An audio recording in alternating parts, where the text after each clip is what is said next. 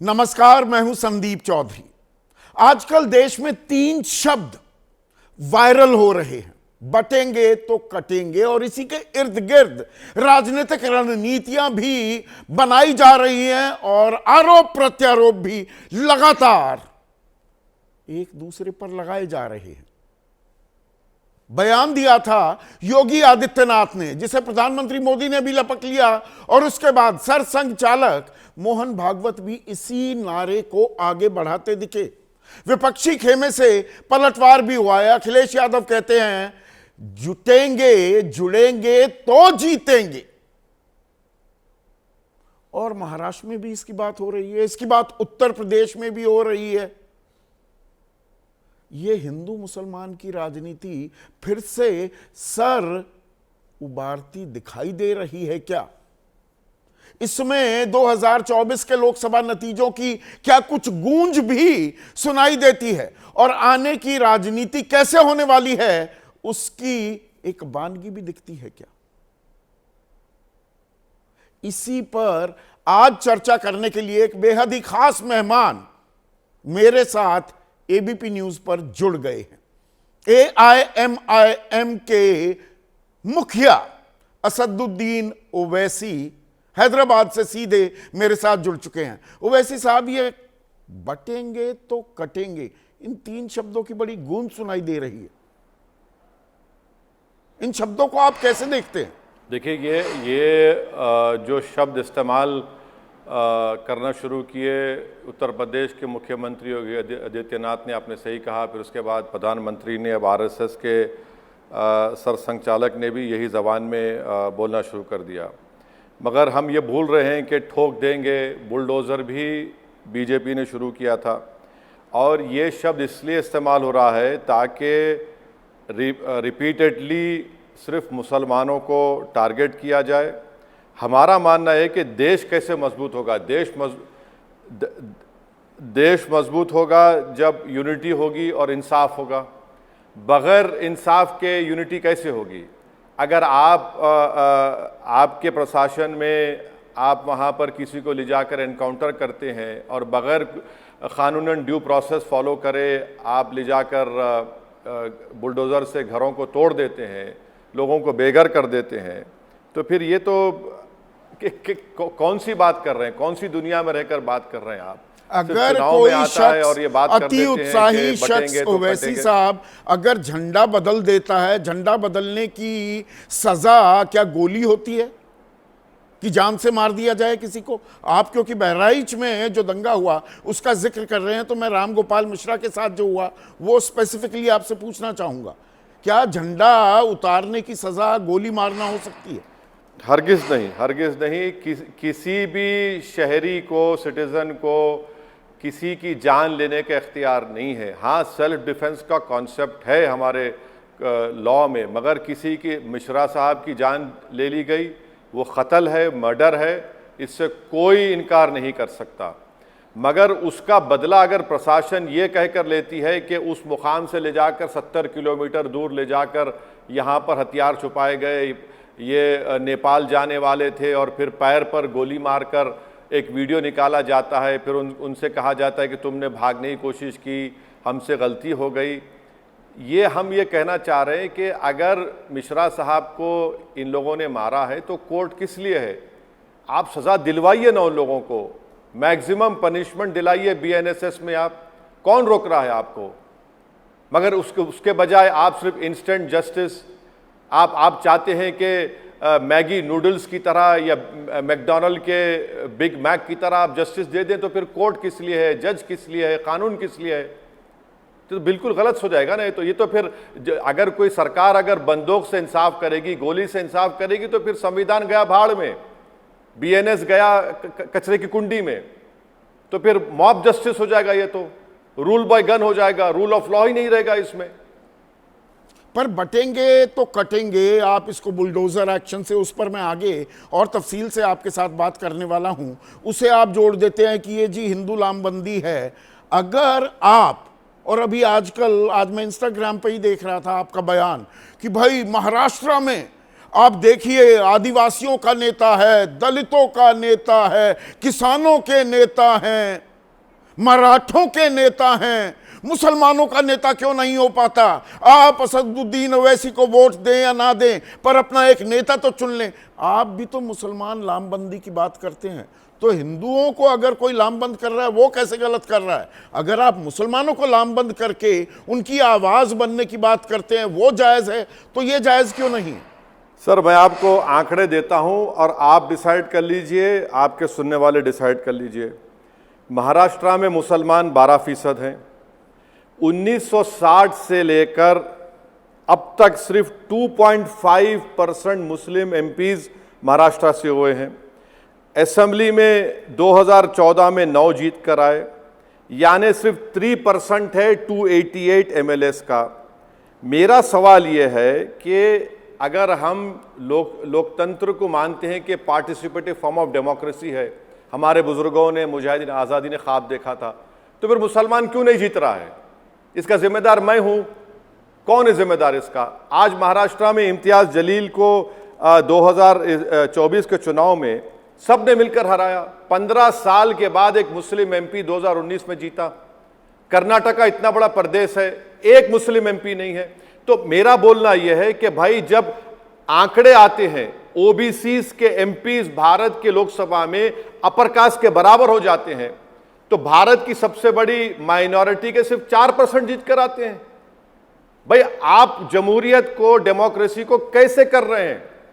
आप डेमोक्रेसी में मुसलमान को जीतने नहीं देते, आप सिर्फ हमको वोट डालने वाला बनाकर रख दिए, या वोट बैंक, जो भी बोलिए। अगर मैं ये कह रहा हूं कि डेमोक्रेसी मजबूत उस वक्त होगी कि अगर ठाकुरों का नेता योगी है, ब्राह्मणों का नेता है, नरेंद्र मोदी सीने को मार मार कर कहते हैं टार्जन की तरह लोकसभा में, सबसे बड़ा ओबीसी मैं हूं। आज महाराष्ट्र में सबसे बड़ा नेता मराठों का शरद पवार नहीं है, जरांगे पाटिल है। मैं सलाम करता हूं उनको। ओबीसी के नेता हैं जिस पर किसी को आपत्ति नहीं है। मगर जहां पर मुसलमानों के पॉलिटिकल एम्पावरमेंट की बात आती है, ना ना ना ना ना 1938 को चले जाते हैं। अच्छा भाई, आप टिकट भी नहीं देते, ना आप जिता पाते हैं, तो क्या करें मुसलमान? सिर्फ हमारा हाल तो यह है कि हम सिर्फ बैंड बाजे की पार्टी बन चुके हैं। और जब दूल्हे की बारात एक और पहलू है, ओवैसी साहब, हो रही है, आप सबसे प्रभावशाली, सबसे ताकतवर, सबसे मजबूत आवाज हैं मुसलमान कौम के लिए। लेकिन क्या आपकी राजनीति, आपकी रणनीति की एक बड़ी दिक्कत यह हो गई है, एक संदेश कुछ ऐसा जा रहा है जमहूरियत में लोगों के बीच, खास मुसलमानों के बीच, कि असदुद्दीन ओवैसी दरअसल बीजेपी की बी टीम है, ये बीजेपी को फायदा पहुंचाने के लिए काम करते हैं। क्या ये एक परेशानी है? तो नहीं, मेरे लिए कोई परेशानी नहीं है। मैं जब कभी परेशान होता हूं, उस परेशानी को जमीन और आसमान के खालिक अल्लाह के हवाले कर देता हूं। अब आप बताइए, हरियाणा हम नहीं लड़े, कैसे जीत गई बीजेपी? हम नहीं लड़े हरियाणा, कैसे जीत गए बीजेपी? महाराष्ट्र में मैं सिर्फ एक लोकसभा की सीट लड़ा इम्तियाज जलील के लिए, हमारे पार्टी के लिए। सबने मिलकर इम्तियाज जलील को हराओ, कोई जीते, बीजेपी जीत जाए, शिंदे जीत जाए, फडणवीस जीता, नहीं इम्तियाज जलील ना जीते। कर्नाटका में मैं नहीं लड़ा, कोई मुसलमान नहीं जीता। मैं इतने एग्जाम्पल दे सकता हूं, पर कर्नाटका में आप नहीं लड़े तो कांग्रेस जीतती है। और क्या आप एक कॉर्स करेक्शन कर रहे हैं? आप महाराष्ट्र की बात कर रहे हैं। कहां जी? महाराष्ट्र में आपने हैदराबाद के बाद सबसे पहले अपनी एक तरह से मौजूदगी दर्ज कराई थी, लेकिन जिस महाराष्ट्र में 44 उम्मीदवार आपने 2019 में खड़े किए थे विधानसभा चुनाव में, और 2014 में भी 24 किए, इस बार आप सिर्फ 14 उम्मीदवार खड़े कर रहे हैं। ये कॉस्ट करेक्शन हो रही है क्या? अब ये ऐसा है ना कि मुसलमान अगर एक बीवी रखता है शादी में तो सब परेशान हो जाते, एक ही बीवी, जबकि आरएसएस, बीजेपी, मुस्लिम दुश्मन कहते तुम्हारे 4-4, तुम लोग 2-2 बार तलाक दे देते हो। तो यही हाल हमारा है। कम सीट लड़े तो क्यों कम लड़ रहे, ज्यादा लड़े तो भाई तुम उनको फायदा पहुंचा रहे हैं। हम अगर सीट लड़ते हैं तो अपनी पार्टी की स्ट्रेटजी के लिहाज से लड़ते हैं। अब मैं क्या देखते रहूं कि भाई इनको ये कोई नाराज होगा, नहीं होगा? मेरी पार्टी की स्ट्रेटजी, हमने डिसाइड किया कि नहीं, आप बीजेपी को फायदा नहीं होने देना चाहते हैं किसी भी कीमत पर विधानसभा चुनाव में। देखिए सर, मैं जहां मैं लड़ा हूं अब तक और फ्यूचर में लड़ूंगा, मैं बीजेपी को फायदा पहुंचाने के लिए चुनाव नहीं लड़ता हूं। जो बड़ी बड़ी पार्टियां बीजेपी को रोक नहीं पा रही है, उनसे कोई सवाल ही नहीं करता ना कि भाई हरियाणा में कैसे बीजेपी जीत गई, जबकि हरियाणा में जो मुस्लिम आबादी है वो चंद जिलों तक सीमित है। वो दक्षिण का जो इलाका है, नूह, फिरोजपुर, झिरका, तावड़ू, वहां तक ही सीमित है। तो वही तो मैं कह रहा हूं, चलिए वहां पर तो फिर दूसरे जो इलाके जाटों के हैं, अदर बैकवर्ड क्लास के हैं, दलितों के हैं, बिंड के हैं, पाल के हैं, वहां पर कैसे हार गए दूसरे पार्टी के लोग? इसका जिम्मेदार कौन है? राजस्थान में एक मुस्लिम एमपी नहीं है, मैं जिम्मेदार हूं उसका। आप बताइए कितने बड़े बड़े प्रदेशों की मिसाल दे दूं। अच्छा, आज जो भारत की पार्लियामेंट में जितने मुसलमान जीत कर आए हैं, सिर्फ 2 एमपीज को छोड़कर, एक आपकी गाजीपुर और दूसरा तमिलनाडु की, बाकी के सब तो उन पार्लियामेंट के कॉन्स्टिट्यूंसी से जीत कर आए जहां पर मुसलमान 35% के ज्यादा हैं।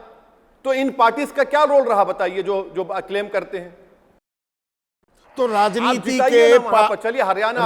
के प्रजातंत्र के हाशिए पर धकेला जा रहा है मुसलमानों को। तो महाराष्ट्र में जरा एक चीज साफ कर दीजिए, फर्ज कीजिए ओवैसी साहब, अगर त्रिशंकु विधानसभा होती है या किसी के समर्थन की जरूरत होती है, महायुति या महाविकास अघाड़ी, किसे आप समर्थन देंगे?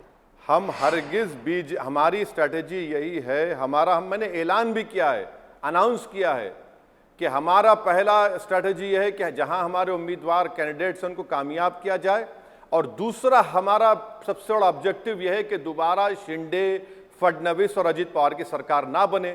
ये तो मैं ओपनली कह चुका हूं, आप महाविकास अघाड़ी का समर्थन करने को तैयार हैं? मेरे 5 एमएलए जीत कर, पर महाविकास अघाड़ी का समर्थन करने को तैयार हैं अगर उन्हें जरूरत पड़ती है तो?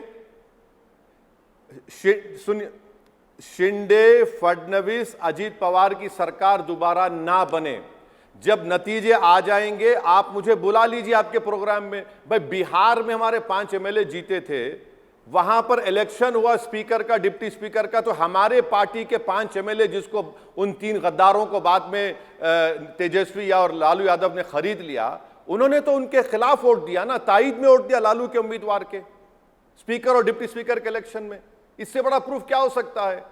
2014 से लेकर 2024 के पिछले पार्लियामेंट सेशन तक हर बिल में मैंने, इम्तियाज जलील ने, बीजेपी के हर कानून के खिलाफ हमने वोट दिया।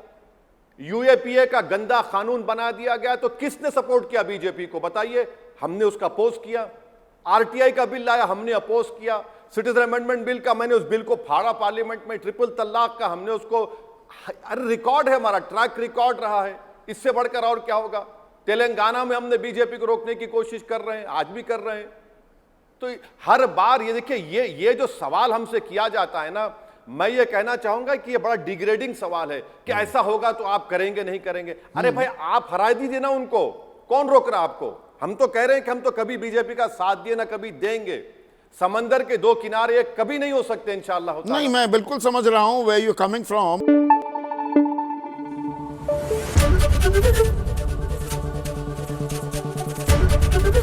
एबीपी न्यूज आपको रखे आगे।